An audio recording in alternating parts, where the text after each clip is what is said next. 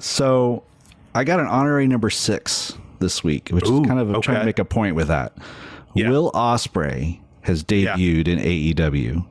Right. And he is not in my top 5 of the hottest thing going in AEW right now. And listen, Will Ospreay is a big freaking deal. Yeah. And he should have been a big deal coming in against the top guy. And he comes in a tag match with a bunch of people I don't know. Yeah. And listen, if I don't know them, 99% of wrestling fans don't know these guys. Right. Unless you've been watching New Japan every week, which most people don't watch every week. Yeah. They don't know these guys. And he was kind of lost in the group. But I was excited he was there. And I'm so excited he's there. By the way, there was at one point when he was like posing and grinning in the ring, I thought, this is like he looks like Jake Hager's more talented younger brother at the moment.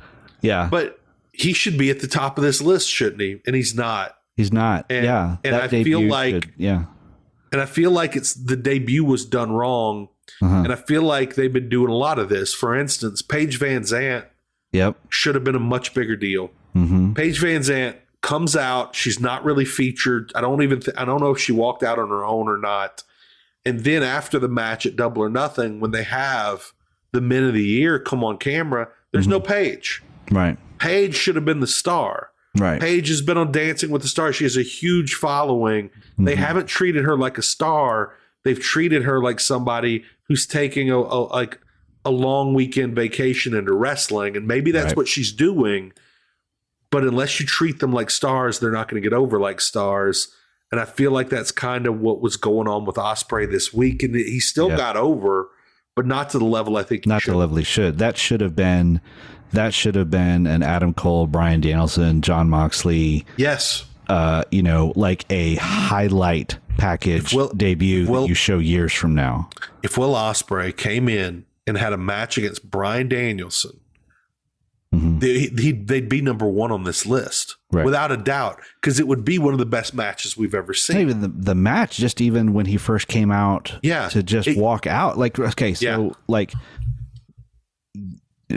several months back when New Japan did that show out in front of the LA Olympic arena, in the summer, or I don't remember when it was exactly, but Ospreay had been kind of hidden away for a while. He was sort of the IWGP champion in waiting. They had moved on, and he walked into the ring as a surprise, dressed to the nines, right? Like he was, all black, like the collar, he's a superstar, the jacket, the gold chain, the sunglasses with the IWGP belt over his shoulder. And he looked like the biggest star in the world, like Conor McGregor, like Money Mayweather, like that type of star. And when he came out on Dynamite, he was just in like a black t-shirt and sneakers. Yeah. And it's like little things like that, or dim the, don't do the blackout Malachi Black thing, but like, dim the lights and put a spotlight on the guy, How about this? Yeah. In the build up to the Thunder Rosa match at Double or Nothing, Serena Deeb looked awesome in every promo. Yeah. She came out dressed like an amazing heel, like a stylish heel. And then for her match, I just made the assumption they've done such a character overhaul with her, with her wardrobe. Surely she's got new gear. Yeah. No. Baby blue, one size too big, weird little holes and bows on the legs. Like the least heelish, least badass looking outfit I've ever seen.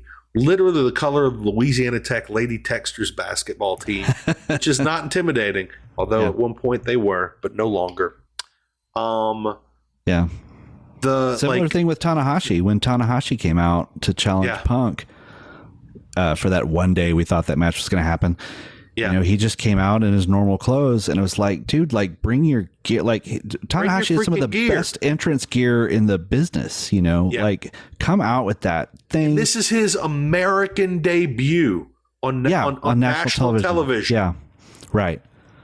And wear that outfit with the robe cut out for the belt. Yeah. That's, his ring gear has a hole in it for the belt because he's so used to being a champion, and have him walk down to the ring, point to that belt and gesture to the empty spot on his belly where that belt is gonna be. Yeah. I think I was about to say, I wonder if AEW has somebody that is kind of quality control for aesthetics when they come out. And I know now, I realize they do, and it's Tony Khan. Yeah. And Tony Khan is not who you want determining how people are dressed. No, what have you seen that badass. Oh my God.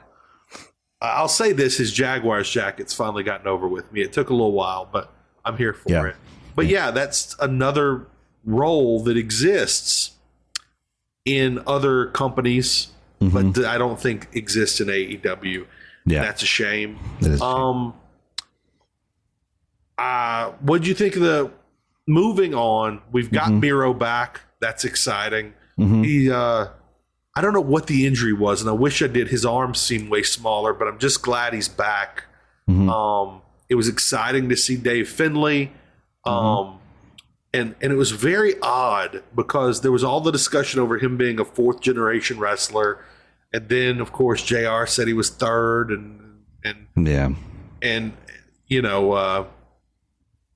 Excalibur corrected him. And then at some point, the weirdest comment from JR that I know JR didn't mean, which was near the end of the match, he's like, a surprisingly good match or a surprisingly good performance from David Finlay. Right. Why wouldn't he have a great match? Right. Fourth generation superstar. Fourth generation superstar. Son of a man that you love, Fit Finlay. Son of one of the greatest wrestlers alive on the planet today. Yeah. That's a surprisingly good match. That's a random. I actually forgot about him. Yeah, he's way down on the heat index.